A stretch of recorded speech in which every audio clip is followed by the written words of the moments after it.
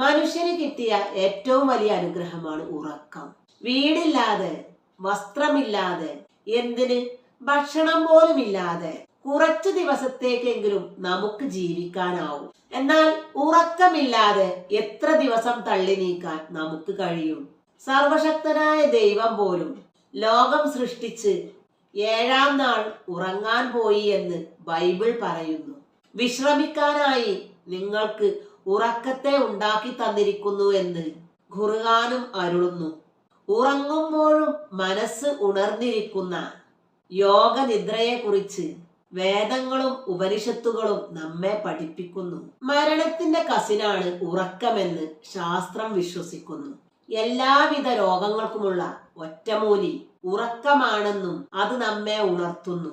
ഏത് രോഗം ചെന്ന് പറഞ്ഞാലും ഡോക്ടർ ഉടനെ ചോദിക്കുന്ന ഒരു ചോദ്യമുണ്ട്: ഉറക്കം എങ്ങനെ?